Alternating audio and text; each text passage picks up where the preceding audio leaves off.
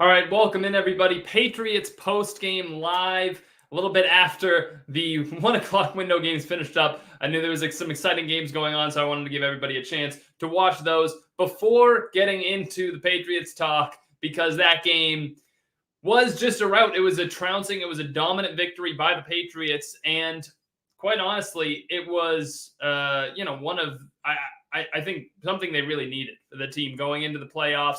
They had lost some momentum here. They, had dropped these last two games against the Colts and the Bills. Maybe started to feel a little bit down on themselves. Mac Jones talking during post-game or during press conferences throughout this week, saying that he was unhappy with his performances, and came out today, and the entire team was just excellent from top to bottom. The only real thing you can have a gripe with is, a Nick Folk missed extra point here or there, and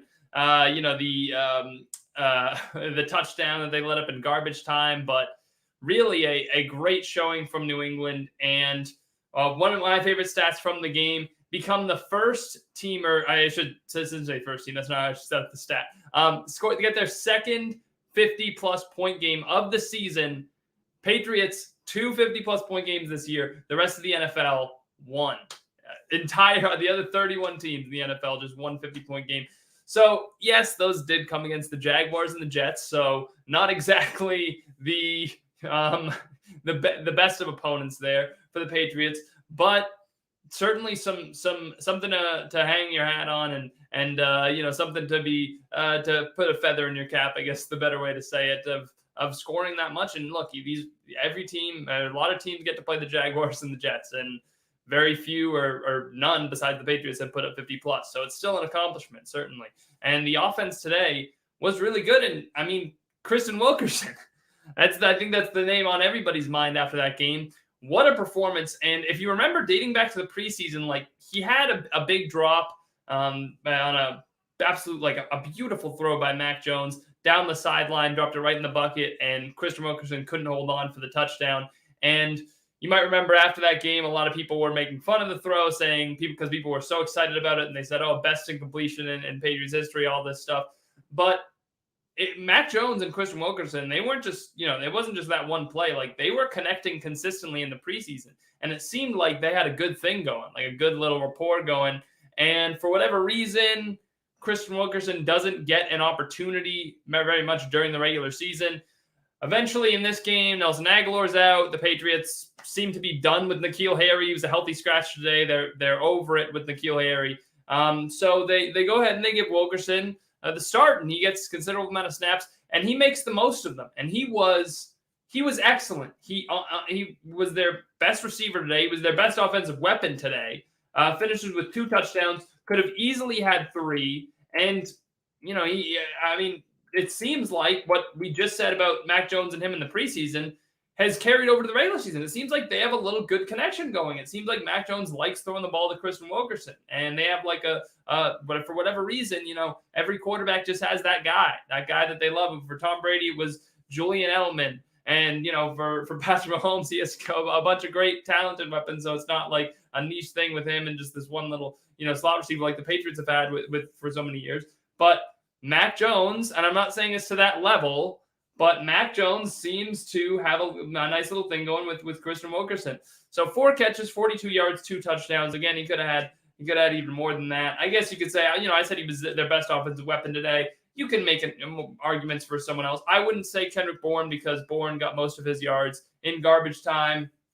But Jacoby Myers was certainly really good today as well, and Rondre Stevenson was good. So I guess it's hard to say Wilkerson was really their best offensive weapon, but played a key role, especially while they were building that lead, not just while they were, in the midst of garbage time. And you got to think that going forward, it's hard to imagine how, at least on pass plays, Harry gets many more snaps over Wilkerson moving forward. I mean, Wilkerson he helped the team put up on their way to 50 points. And it seemed like the offense really, grooved while he was out there, because Mac Jones could throw the ball to Myers. He could throw the ball to Bourne. He could throw the ball to Wilkerson. He could check it down, or he had his tight end, whoever was out there, whether it was Jonnu Smith or Hunter Henry, neither of which did very much in the game. Hunter Henry, 3 for 37, and Jonnu Smith, the 1 catch for 20 yards and a 5-yard carry. So The tight ends weren't really a big factor in that, but obviously the defenses have to pay attention to them, especially Hunter Henry. And it seemed like the offense was just performing at a higher level, even if it was against the Jaguars with Wilkerson out there. So I would hope that that's going to continue into next week and into the playoffs. I think, look, it's hard to say. Christian Wilkerson, yeah, he's played, 3 NFL games, whatever it is. He just had his first career catch. And now I want to throw him into the fire in 2 weeks and have him play a playoff game against, who knows what team is going to be, right? But, I mean, is N'Keal Harry really a better option at this point? You're really going to say, okay, no, we can't play Christian Wilkerson. He's just a rookie. Play N'Keal Harry? Like, no. N'Keal Harry, I think, proved last week that, and people have mentioned, I'm not the only one that said this, but when you throw him the ball, bad things tend to happen the majority of the time. So, look, I don't think the Chris Wilkerson's going to be, the next, Julio Jones or, whatever, Julian Edelman or whatever great receiver. He's not Jamar Chase. But I think Christian Wilkerson's good enough to have warranted the spot as the third receiver on this team right now. I don't see any way in which N'Keal Harry or even Nelson Aguilar. I mean, I maybe that's the more of the equation when Nelson Aguilar comes back, because maybe that knocks Wilkerson out of the lineup. But I don't know. Based on what I saw today and based on what I've seen from Nelson Aguilar all season, I wouldn't mind seeing Wilkerson in over Aguilar. I'd love to hear what you guys think, and in the comments, maybe you can call me crazy if you want. I don't know, but I personally haven't loved Aguilar this season. I think he's probably gone next year with the fact that his price tag is so high. They gave him what I thought was a crazy contract at the time in the offseason. I feel like they're going to find a way to offload him. He hasn't performed to the level of that contract. So, in the regular season, do you want Wilkerson to, maybe get one more rep against the Dolphins, see what he can do, and then decide on that Aguilar thing? Maybe you right now, is Aguilar a little bit better? Maybe, probably, but if Mac Jones likes Wilkerson more, then maybe that's better for the passing game. Maybe that's it. Phil saying Harry is gone. I don't know what the avenue is to do that. I don't know if I doubt he is cut tomorrow. I doubt he's cut before the season's over. But do you cut him in the offseason? Do they just trade him for a conditional 7th? They probably just gonna have to release him at the end of the day.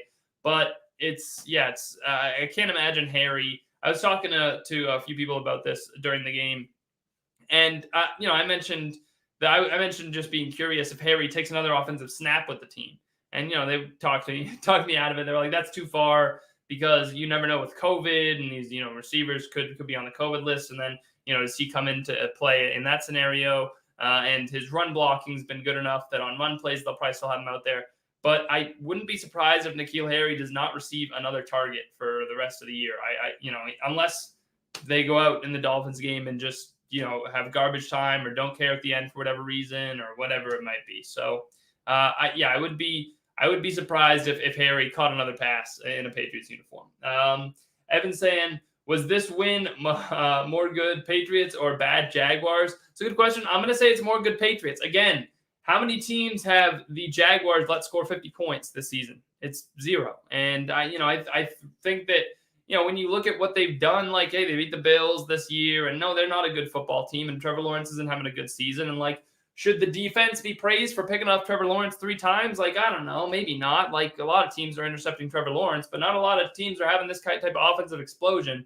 And sure, yeah, a lot of teams are intercepting Trevor Lawrence, but not a lot are intercepting him 3 times. So while you can say you should have won this game, yes, you should have won this game. You should not have won this game by 40, right?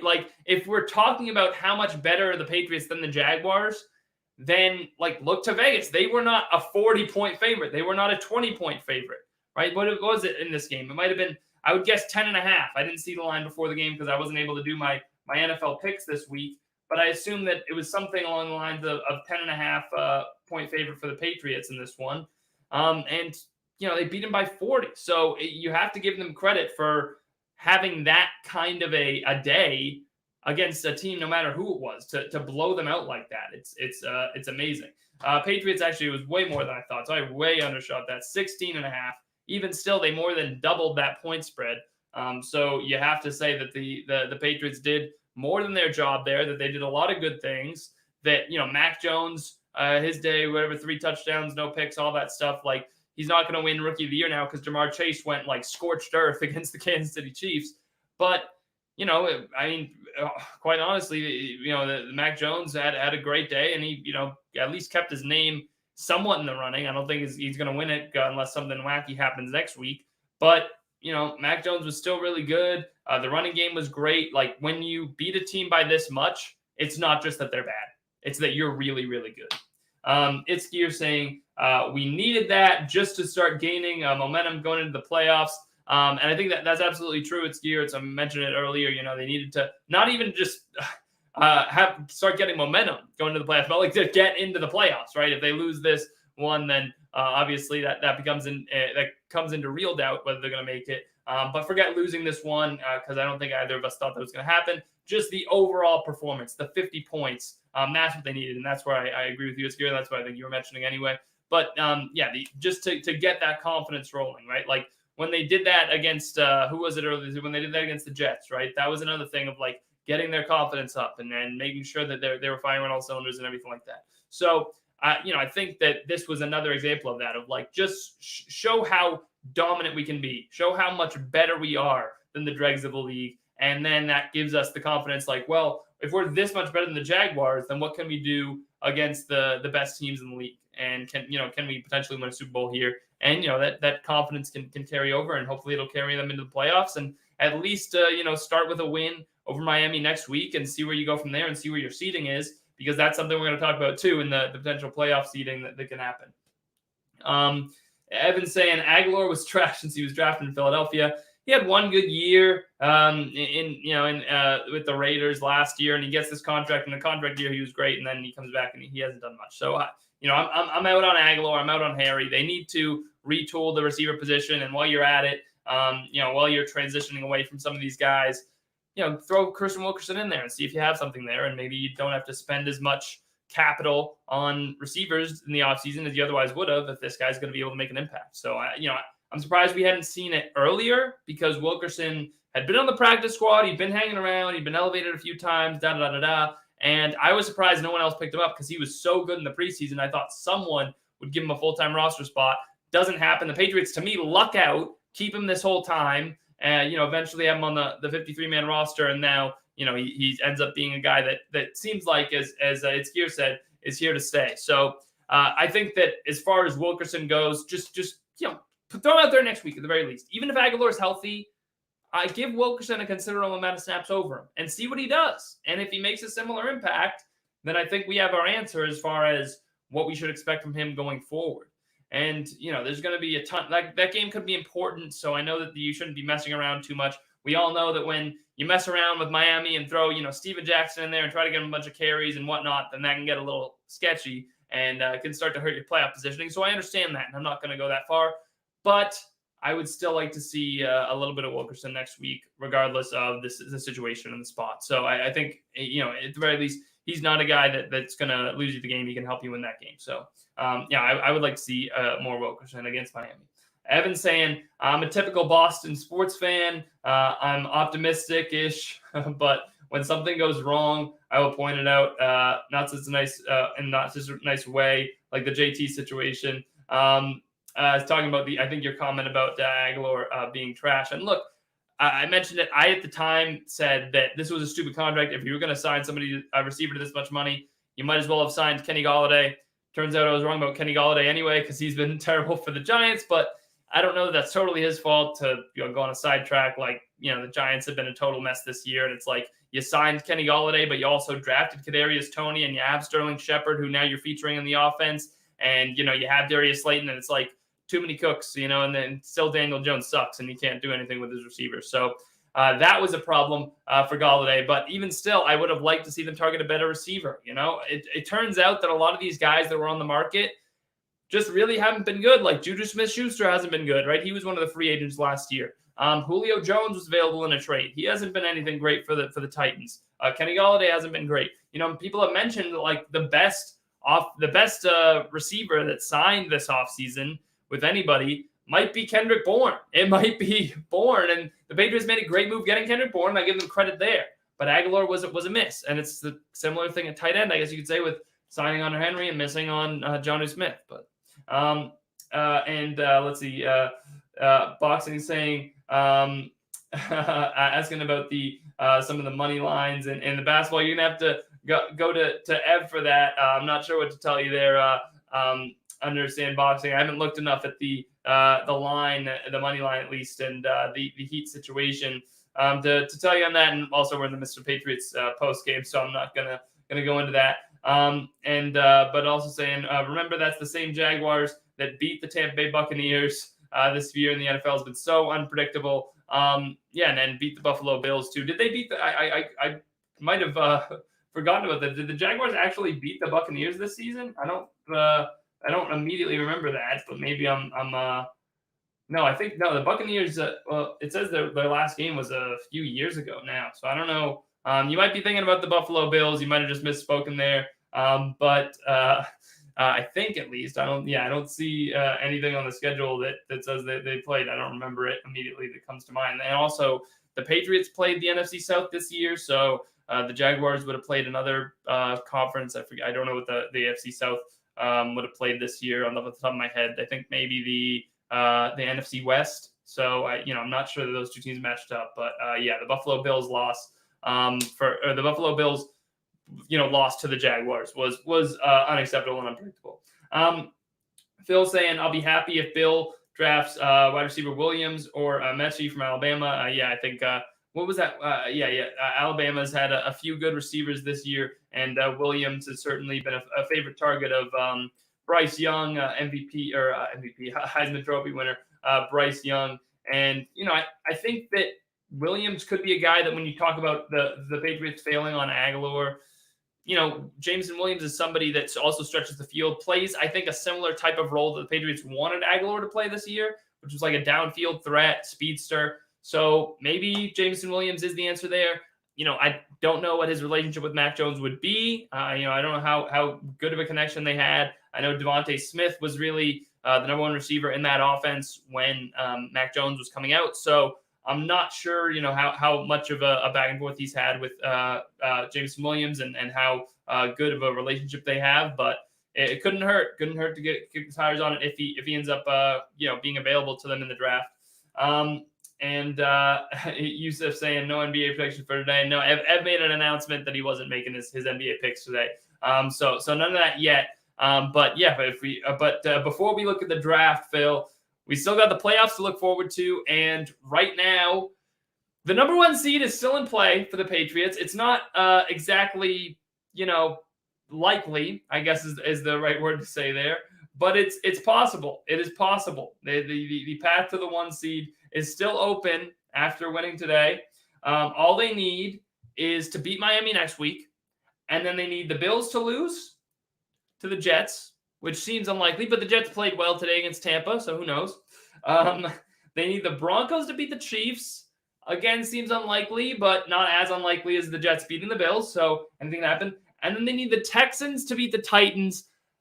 Another rough one. I mean, that it's unfortunate. I think somebody mentioned, too, that if the Patriots had beaten the Dolphins in week 1 or won any of these games, right, if they beat the Buccaneers, if they beat the Cowboys, maybe the Dolphins would have been the more important one there for seeding purposes and, of course, them being a division opponent. But if they had won that game, they would be the one seed right now. They would be in the lead in the AFC. But unfortunately not the case. And next week, now it looks even more unfortunate because you have the Bills and the Titans going against literally the two worst teams in the AFC, besides the Jaguars, I guess, who you just played. And the Bills get the Jets and the Titans get the Texans. So it's hard to imagine both of those guys lose and the Chiefs lose to the Broncos. So the one seed probably out of the question at this point, but you can still hope for a home game in the wild card round if the Bills end up losing to the Jets. Let's just start with one of them, right? Let's just start with the Bills and the Jets and go from there, and hopefully you get yourself another AFC East title. I don't know how likely we would consider that to be. I would consider it more on the unlikely side, but at least getting in the playoffs is a good start. And right now, people have mentioned it's lining up where if things don't shake up too much over the next, week and a half, which I say that with like the biggest like caveat ever, and the biggest like but ever, because the AFC is so likely to shake up over the next week and a half because of how close things are. But it is looking somewhat likely that the Patriots and the Bills could see each other in the wild card round, as the 4 and 5 matchup. Game would be in Buffalo. So that would be quite the playoff matchup between Bill Belichick and Sean McDermott and Josh Allen and all those guys. It would be a whole lot of fun, some bad blood between those teams, and I would love to see it. Honestly, it's the Bills don't like the Patriots. The Patriots don't like the Bills. Like, the rivalry is brewing here. I think that both of these teams are going to be competing in the AFC for probably the next decade. You're probably looking at a decade of Josh Allen and Sean McDermott versus Bill Belichick and Mac Jones, and these teams going back and forth and fighting for supremacy, because both have proven, like the Patriots, obviously we know what kind of structure they have as an organization. We know how good they can be, but the Bills have proven to be a very formidable team. They've built a formidable program there over the last few years. They've been consistent. They've been winning at a high level year in and year out. So the Bills have proven that they've built themselves a program in their own right, and they're probably going to stick around for quite some time too.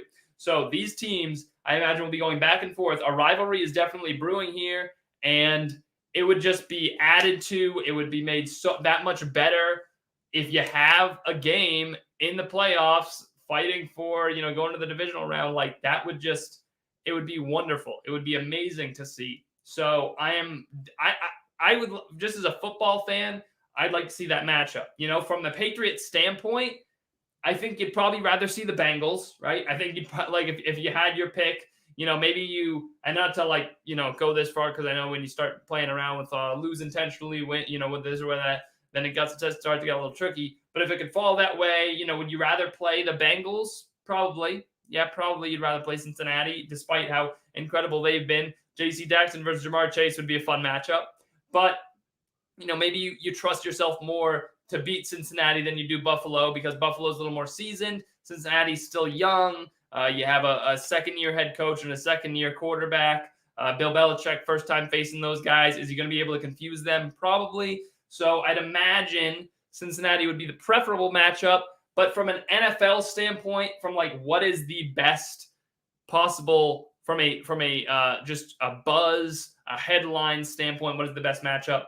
Patriots Bills would be excellent. It's hard to imagine there would be a better matchup at all in wildcard weekend. Like, you would be, if you want to talk about what's good for the team in this, whatever, but you would be at center stage. Like, that would be the game to watch that everybody would have their eyes on. I mean, what wildcard weekend? I'll just go with the projected, matchups right now. What wildcard weekend game are you watching over Patriots Bills? I know it's not a choice. You don't have to pick because they're all in separate times. But which one has more buzz? I mean, Bengals Raiders. Don't get me wrong. I'd like that Bengals Raiders. I'd watch it. I think I kind of like both those teams. I think they're fun. But Bengals Raiders doesn't have any buzz for anybody. Chiefs Colts. I'm not saying these are bad matchups necessarily, but for playoff time, it doesn't hold a candle to Patriots Bills. Cardinals, Cowboys, and Buccaneers, Eagles, Tom Brady versus the Eagles. That's okay. But it's 49ers, Rams, and the divisional thing. And that does it for me. Patriots, Bills, if they matched up, it would be the best game of the week. It would get the highest ratings. All eyes would be on you. And if you win, just adds to the Patriots love train. It just adds to the praise that Bill Belichick's been getting, the praise that Mac Jones has been getting. So if you want a reason to want that matchup, that's one of them. But obviously, winning the division, that probably would be ideal. You'd rather the Bills lose to the Jets and get to have a game in New England and yada, yada, yada. But, Patriots, Bills, I really think any matchup the Patriots are going to get besides the Bengals one would probably be the matchup of the players. I guess if they win the division and get a wild card matchup, then it would be a little different. But if it's them or the Bills or them and the Chiefs, it's the game of the week, and it's not even close. So those would be really good. And And honestly, I think that the Patriots have a chance here. Like if things fall right, like when you just beat a team by that much and you show you're that dominant, their defense is good enough, their offense is good enough, and show me the defense that is built to beat them. So many of these defenses, like the Bills, like the Bengals, like the Chiefs, so many of these defenses are built to beat teams with elite passing games that are throwing it all over the field. They have light linebackers, they're built to stop the pass, and not a lot are built to stop the run, and that's what the Patriots are good at. So you wonder if that's gonna help them and play to their advantage in the postseason. But as far as the standings go right now, they lock up the spot. They're back in the playoffs.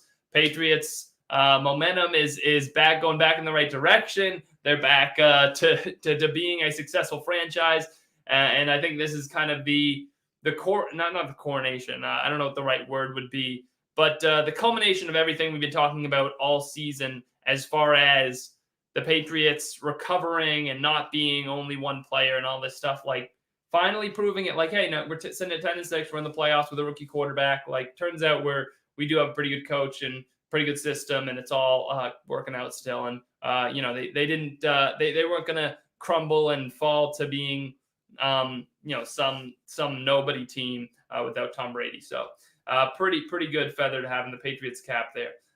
Evan's saying if you had to choose one of those matchups, the Pats Bills, I'd watch. The Raiders, I guess, over. You're saying one of those over the Pats Bills matchup? You'd watch the Raiders? Look, Evan, I'm not gonna totally dismiss your comment from the standpoint of I like the Raiders too. I think they're an interesting team. They're in a lot of close games. Like you look at the game on Thanksgiving between them and the Cowboys, that was entertaining. Their game today against the Colts, that was entertaining. I think the Raiders, watching Derek Carr throw a lot of yards. He's able to, he doesn't have a lot of touchdowns, but that offense is an interesting watch. The Raiders, I understand that.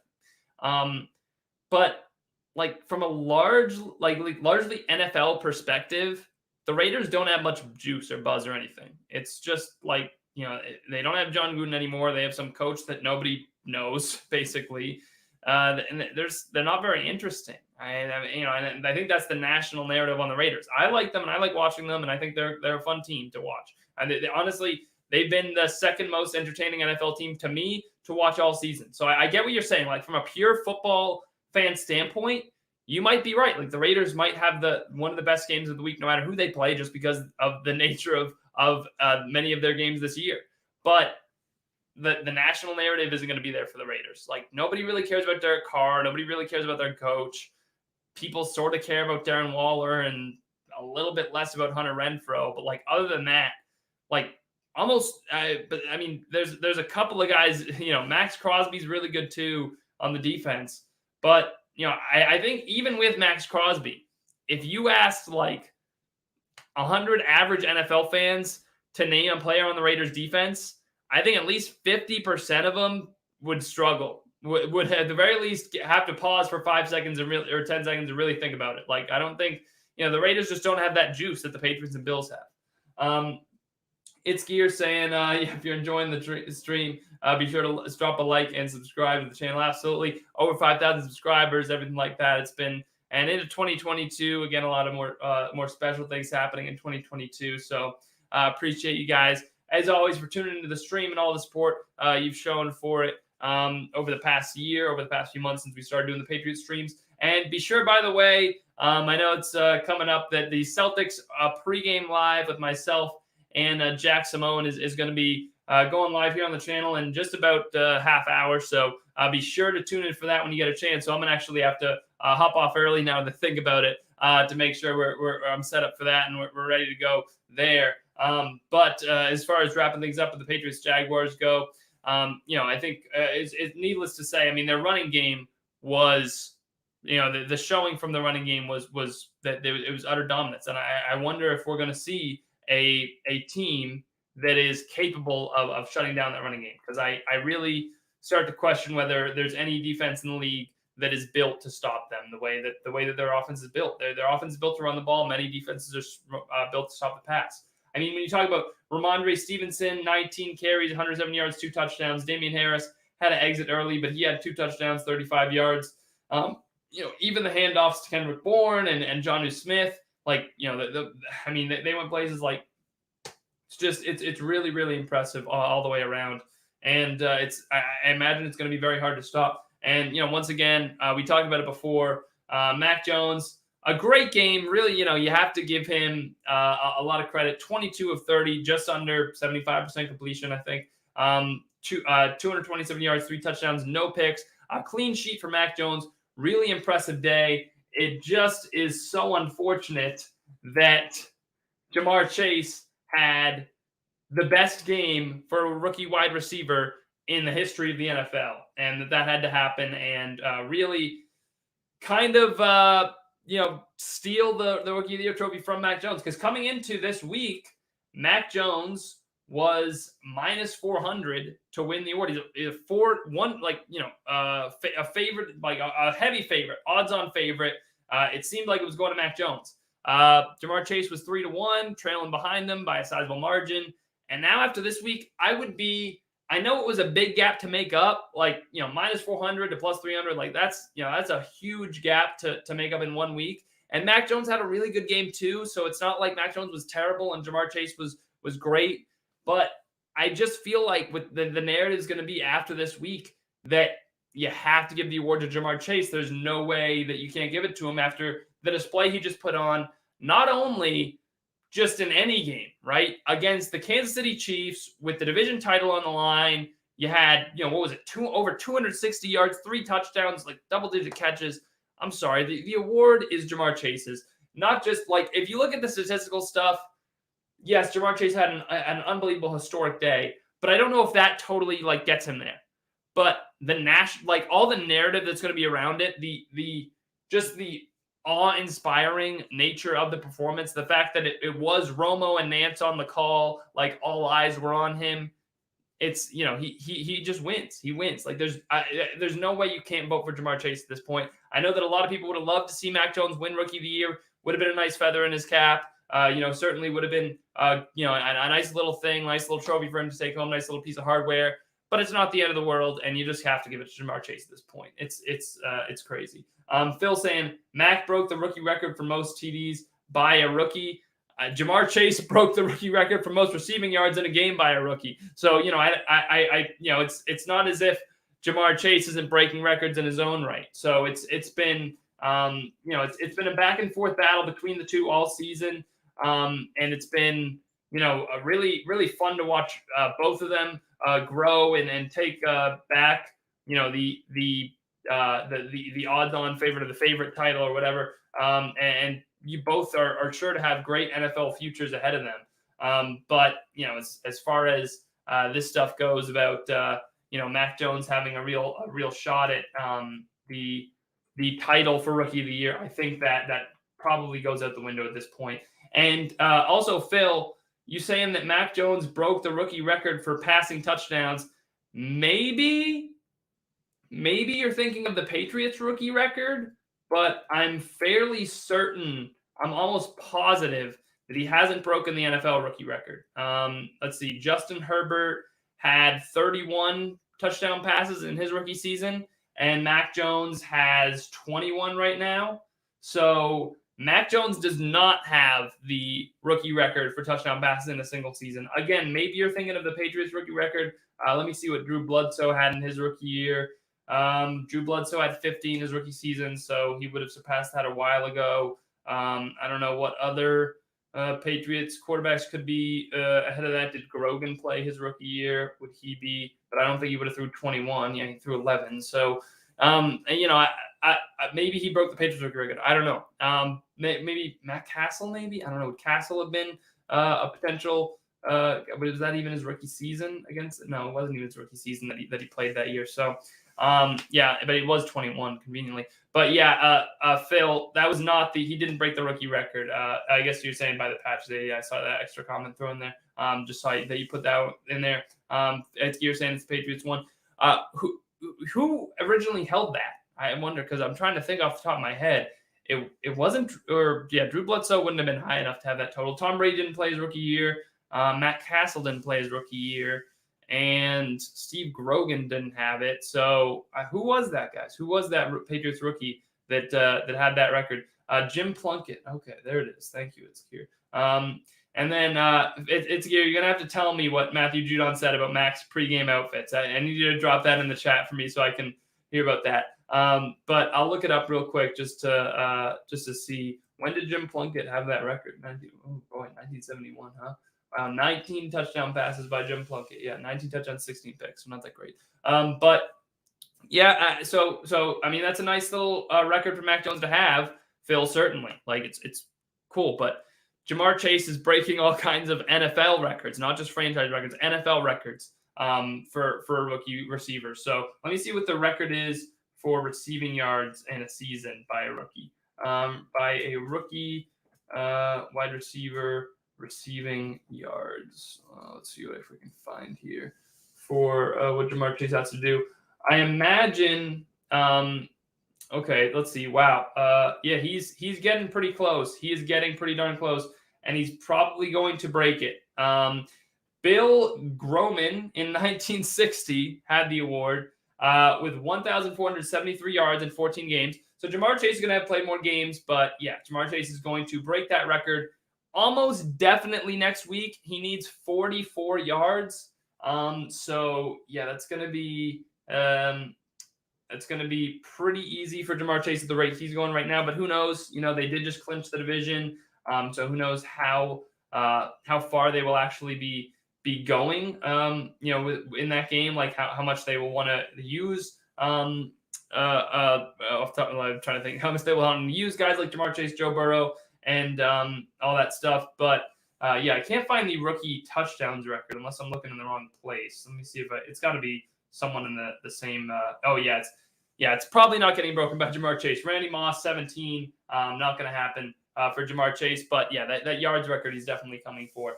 And it's gear on Matthew Judon saying about Matthew Judon's comments about Mac's pregame outfits. Mac Jones, a drip was a lost cause. Yeah, that's it's fun to see them go back and forth, and they've had a little bit of that all season. Whether it was Judon making fun of Mac Jones, only having so many passes against the Bills, and this and that and the other. So it's nice to see the team having fun and poking fun at each other a little bit, and just kind of get that good feeling back and feeling loose and feeling positive heading into the postseason, because that's going to be it's going to be key that they're all feeling good. So, but that's going to do it for this stream, guys. Stick around, because in 20 minutes we're going to have Celtics pregame live with myself and Jack Simone. So be sure you're still here for that. But thank you guys for tuning in once again. The Patriots postgame.